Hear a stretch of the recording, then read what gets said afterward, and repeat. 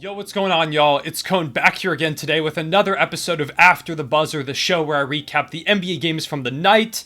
And to be honest, I thought the recaps would be done by this point, at least until the NBA Finals begin on June 1st.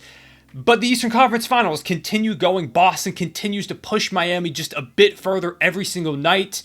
And things are getting really interesting. I mean, I made a video, like 4 or 5 days ago after the Nuggets and Heat both went up 3-0, talking about how those two teams just seem to be the better squads in these matchups. And the Nuggets proved that in Game 4 when they defeated the LA Lakers to go to their first NBA Finals ever. It was a really close game. It came down to the final shot, but the Nuggets end up closing things out. Shout out to them over there in the West. And now they're just waiting to see what drama unfolds over here in the East, because originally it seemed like it was just going to be a sweep. The Celtics lost in Game 3 in embarrassing fashion. They got blown out. The body language was terrible. It looked like the Celtics had honestly just kind of given up. They were sort of just going through motions. They were taking some lazy shots, some horrible turnovers. It just seemed like none of them wanted to be out there. And so I made the prediction in that video that I talked about earlier that the Celtics would end up getting blown out in Game 4 in Miami. It would end in a sweep, and both of these teams, the Nuggets and the Heat, would face off in the NBA Finals in what would be an incredible series. And there is still a shot that we see Heat versus Nuggets. But the Celtics are making things interesting because not only did they not get blown out in that game, they reversed what my prediction was. They blew out the Miami Heat in Game 4, kind of returning to the Boston Celtics that they can be sometimes, knocking down threes, playing high-level defense, hustling, making the right reads, quick decisions off the catch, the things that we've kind of come to know the Celtics for when they're actually playing well. But again, there's the whole narrative that I've talked about a million times throughout these playoffs with the Boston Celtics, where some nights it's like they flip a coin every single night to decide, hey, do we want to be arguably the best team in basketball, or do we want to just go out there and do literally everything wrong? It's super confusing. I do not understand why it happens. I have no true explanation. Nobody's ever been able to give me one because I just don't think one exists. For some reason, the Celtics are just the most wildly inconsistent, great team of all time. And it showed in the first 3 games of that series where there were some moments where they would take a double-digit lead and then they'd get lazy on defense. The turnovers would start racking up, the shots just stopped falling. They were forcing some things, stopped going to what had been working the entire game, fell into iso ball, and they would lose. There are some nights where Tatum looks like a future MVP. There are some nights where it looks like he's not a player that should be on a max contract. Jaylen Brown has nights like that too, where he looks incredible and then just can't dribble the ball and is turning it over every 5 seconds. They're incredibly confusing. They don't make any sense whatsoever. But in that Game 4, they showed exactly who they could be. And heading into Game 5 in Boston, it seemed entirely possible that the Celtics could do it again and force a Game 6, which is exactly what they did. Again, not only did they beat the Heat, but they blew them out. This one ended up being a 13-point win, but it really wasn't that close. They were up by as much as 20. Jimmy Butler and Bam Adebayo didn't play, I think, the entire fourth quarter. Erik Spoelstra waved the white flag and just gave up, said we're going to go back to Miami for Game 6, where the Heat can certainly still win.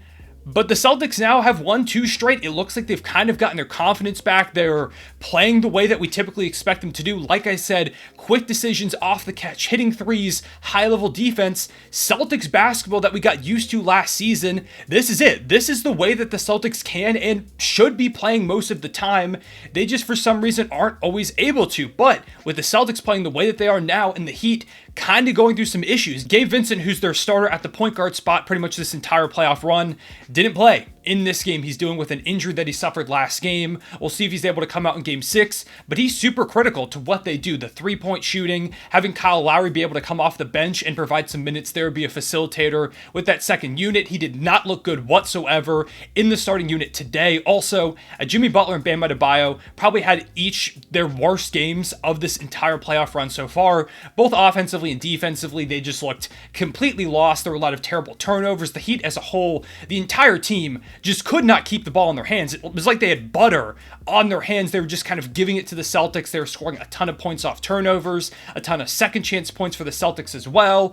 It looked like the Heat had devolved into the team that they were in the regular season, where they're not knocking down threes. They're really wildly inconsistent, and Jimmy Butler looks great at times, so does Bam Adebayo, but the role players are a bit hit or miss. The offense is really sluggish. It didn't look like the playoff Heat that we've gotten used to. This is kind of the Heat team that I more expected when we came into the playoffs, the one that I expected to lose to the Milwaukee Bucks in the first round, and maybe they're starting to kind of regress back to the mean a little bit. Now, I do still think the Heat will If you ask me, I think the Heat end up winning this series. I think they take one of these two games. They've just shown me too much in this playoff run for me to say that they won't do so.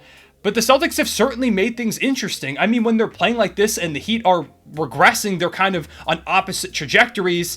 It's a really intriguing end to the series, and no team has ever come back from an 0-3 deficit in NBA playoffs history. It has never happened. It's happened, I think, like 3 or 4 times in hockey. I know it happened once in baseball, but it's never happened in the NBA. In fact, I think the exact number is something like teams that go up 3-0 are 151-0 in series, so it's a very big sample size that teams that go up 3 games to nothing don't typically lose these series. They never do, in fact. But this is kind of a perfect storm for something like that to happen. And again, this is not a knock on the Miami Heat. I still think they're going to end up winning this series. I'm just saying if there was ever a time for it to happen, this could potentially be the situation where you've got a wildly inconsistent team in the Boston Celtics that on their best nights are really, really good, facing off against an 8-seeded team that is somewhat overachieved, at least in respect to what they did in the regular season, now in the conference finals. Like, this could have been a first-round matchup if the Heat had just won that first play-in game, and instead, it's happening in the conference finals. So, if you've got a Heat team that is regressing a bit, they're falling back to their mean, while the Celtics are kind of rising to the occasion, they've built up this momentum, they're starting to actually play like they can, maybe this is the time where it happens. Maybe the Celtics pull this thing off and they end up pulling out the reverse sweep on the Miami Heat, becoming the first team to ever come back from an 0-3 deficit in the NBA playoffs. It's certainly possible. Again, I want to reiterate one more time, I still think the Heat win this series because I don't want Heat fans coming in here and saying like, oh, you're a prisoner of the moment, recency bias, we're still going to win this thing. I agree. I still think the Heat pull this thing out. I'm not betting against Jimmy Butler. I think Eric Spoelstra is going to make the adjustments and figure things out. I'm just saying, it's very possible, and there have been some people at the second the Heat went up 3-0 were saying, okay, I still think the Celtics end up pulling this thing out in 7 games. Richard Jefferson is a notable media member who has consistently said that I think the Celtics are going to come back, so maybe he's right. I think there are a couple others out there. I don't remember any particular names. But yeah, I mean, it's looking like it's certainly possible. They're going to need more of this from Jason Tatum and Jaylen Brown in particular. They need them to keep playing like all NBA caliber players. And if anything, what these games have done, the fact that the Celtics haven't gotten swept, I know it's given some Celtics fans a lot more faith in this core that they have right here. After the Heat went up 3-0, there were Celtics fans screaming, trade Jaylen Brown, don't give him a big contract, restart this thing around Jason Tatum, this, that, make a bunch of moves, fire Joe Mazzulla, everything in between.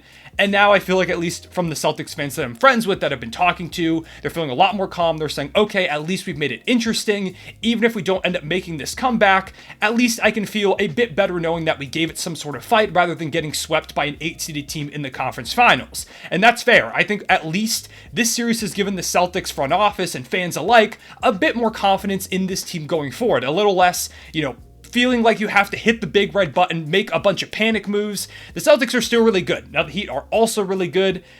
It's just, I don't know. We'll see what ends up happening. This video is just kind of me talking about, hey, it could happen. I wanted to give a bit of an update and some of my thoughts on what happened in these past 2 games because I know I didn't make one after Game 4. I was kind of waiting to see what would happen. But if we get that Game 7, if the Heat aren't able to win at home, the Celtics could really pull this thing off. This Game 6 might be the deciding one because I've seen a lot of people say that if Miami doesn't get this in 6 games, if they don't take it at home, how are they going to stop the Boston Celtics with 3 straight games of momentum in TD Garden? And my answer to that is the fact that the Celtics have not been great at home these entire playoffs. They're hovering right around 500. I think this win might have put them 1 game above 500 at home in the playoffs, so they're not unstoppable there.